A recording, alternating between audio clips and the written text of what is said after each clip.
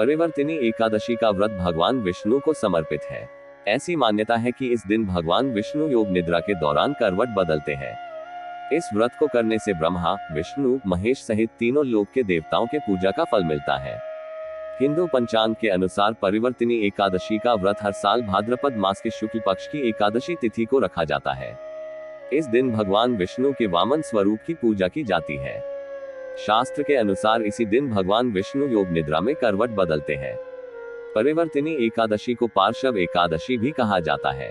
धार्मिक मान्यताओं के अनुसार इस व्रत को करने से पापों से मुक्ति मिलती है।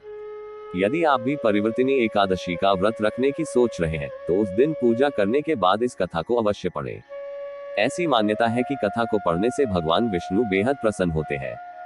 धार्मिक मान्यताओं के अनुसार परिवर्तिनी एकादशी की कथा भगवान श्री कृष्ण ने स्वयं युधिष्ठिर को बताई थी। कथा के अनुसार त्रेता युग में दैत्यराज बलि भगवान विष्णु का बहुत बड़ा भक्त था। उसके पराक्रम से इंद्र और अन्य देवतागण भी डर गए थे। उसने इंद्रलोक पर कब्जा कर लिया था। उसके डर से सभी देवता भगवान विष्णु के पास गए। वहां जाकर उन्होंने दैत्य राजबलि के भय से मुक्ति पाने के लिए भगवान विष्णु से प्रार्थना की। देवताओं की प्रार्थना को सुनकर भगवान विष्णु ने उस वक्त वामन अवतार धारण किया। वामन रूप धारण करके भगवान विष्णु राजा बलि के पास गए और उन्होंने राजा से 3 पग भूमि दान में मांगी। भगवान विष्णु के वामन रूप को देखकर राजा बलि ने 3 पग भूमि देने का वचन दे दिया।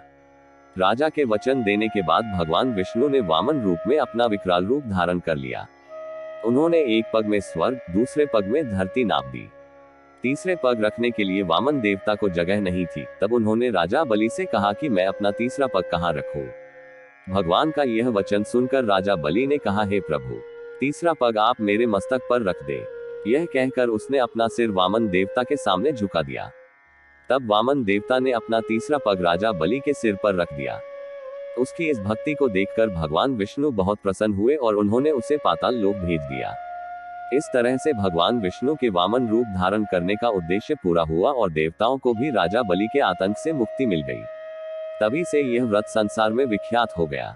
इस व्रत को लेकर भगवान श्री कृष्ण ने स्वयं युधिष्ठिर से कहा था कि जो व्यक्ति भगवान विष्णु की पूजा करता है उनको समस्त पापों से मुक्ति मिल जाती है।